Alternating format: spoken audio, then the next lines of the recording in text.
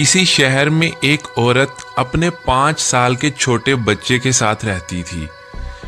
कुछ माह कबल उसके शौहर का इंतकाल हो गया था, लिहाजा ये औरत अपने अकलौते बेटे की तालीम और तरबियत के लिए खुद ही लोगों के घरों में काम करती, उनके बर्तन धोती, कपड़े धोती और उनके बड़े बड़े घरों को ये अकेली औरत तनहा साफ करती, सिर्फ इसलिए कि उसके बेटे की किसी चीज में कोई कमी न रह जाए। वक्त गुजरता गया और कई साल बीत गए।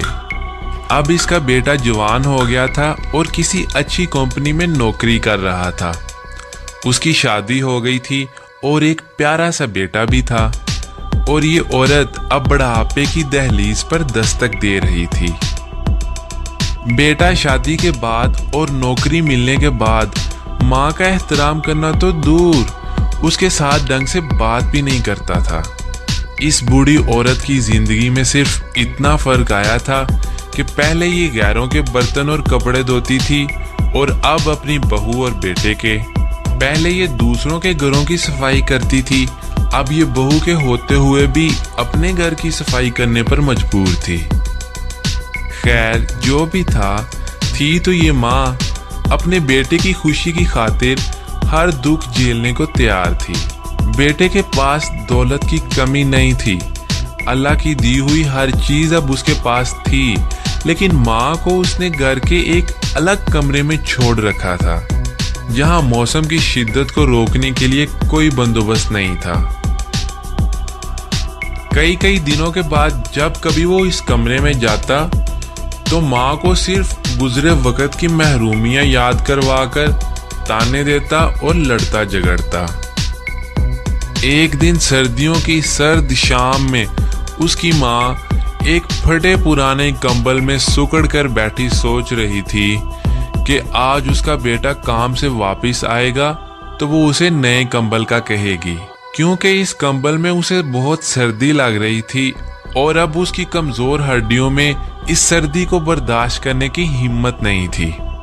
उसे 100% यकीन था कि उसका बेटा बड़े प्यार से उसकी ये जरूरत पूरी करेगा।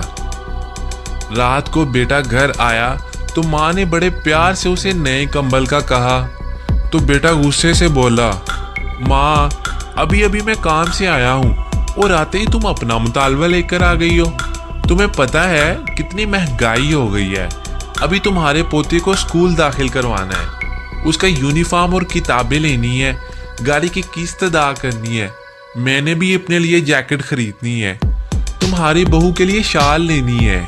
तुम तो सारा दिन घर में ही रहती हो, तुम्हें कंबल की इतनी क्या अशद जरूरत आन पड़ी है।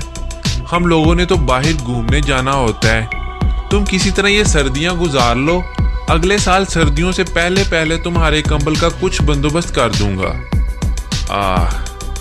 बूढ़ी माँ खून के आंसू पीकर चुपचाप अपने बोसीदा हाल कमरे में वापस आ गई और फटे हुए कंबल को ओढ़कर टूटी हुई चारपाई के कोने में सुकड़ कर लेट गई। सुबह जब बेटे की आंख खुली तो पता चला पिछली रात माँ अल्लाह को प्यारी हो गई।